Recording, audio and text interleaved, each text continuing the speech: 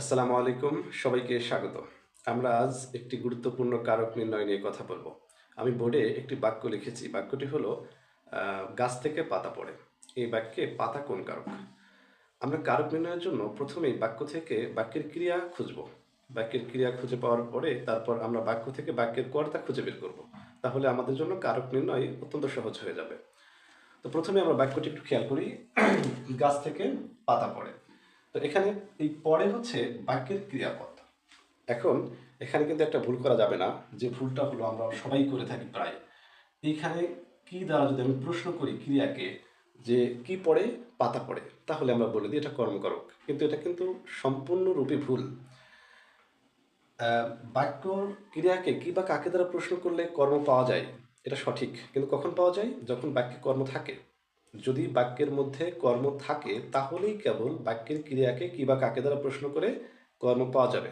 আর যদি বাক্যের মধ্যে যদি কর্ম না থাকে তাহলে ক্রিয়াকে কি বা কাকে দ্বারা প্রশ্ন করে কর্ম পাওয়া যাবে না। এবং আমাদের মনে রাখতে হবে, এই বাক্যের যেহেতু কর্ম নেই, তাহলে এই বাক্যের এই যে পরে যে ক্রিয়াটা, এই ক্রিয়াটা হচ্ছে অকর্মক ক্রিয়া। যেহেতু এটি অকর্মক ক্রিয়া, কাজে এই বাক্যে কোনো কর্ম নেই। তাহলে আমরা যদি কর্ম নেই, তাহলে আমরা কি বা কাকে দ্বারা প্রশ্ন করব কেন? আর যদি কেউ আমরা এভাবে করে ফেলি যে কি পড়ে? পাতা পড়ে, তাহলে কি এর উত্তরে আমরা পাতা পাইছি, পাতা কর্মকারক যদি কেউ দিয়ে দেই, এটা 100% ভুল হবে। কারণ এখানে আমাদের মনে রাখতে হবে যে এই বাক্যের এই পরে যে ক্রিয়াটা, এই ক্রিয়াটি এখানে হচ্ছে অকর্মক ক্রিয়া, অর্থাৎ এই বাক্যে কোনো কর্ম নেই। আচ্ছা, তাহলে আমরা কি করব? প্রথমেই ক্রিয়া খুঁজবো, ক্রিয়া খুঁজে পেলাম, ক্রিয়া হচ্ছে পড়ে। এখন খুঁজবো কর্তা। তাহলে গাছ থেকে পাতা পড়ে। আচ্ছা, গাছ থেকে পাতা পড়ে, এখন এই পড়ার কাজটা কে করছে এটা আমাদের দেখতে হবে। কর্তার কাজ কি? কর্তা তো কাজ করে, তাই না? তাহলে এই যে পড়ে, এই পড়ার কাজটা কে করছে? পাতা করছে। এই পাতা হচ্ছে এই পড়ার কাজটা করছে।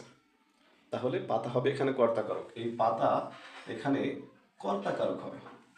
এটা আমাদের মাথায় রাখতে হবে। তাহলে আমরা খেয়াল করব যে কর্ম বের করার আগে কিন্তু বাক্যের কর্তা বের করব। যদি আমরা কর্তা বের করার আগে কর্ম খুঁজতে যাই, কি বা কাকে দ্বারা প্রশ্ন করি, তাহলে আমাদের উত্তর ভুল হবে। এই জন্য আমরা প্রথমে যে কাজটা করব কারক নির্ণয়ের জন্য, প্রথমে বাক্য থেকে বাক্যের ক্রিয়া বের করব। তারপর ক্রিয়া পাওয়ার পরে আমরা ওই বাক্যের কর্তা বের করব। কর্তা বের করার পরে আমরা কর্ম খুঁজব। ধন্যবাদ।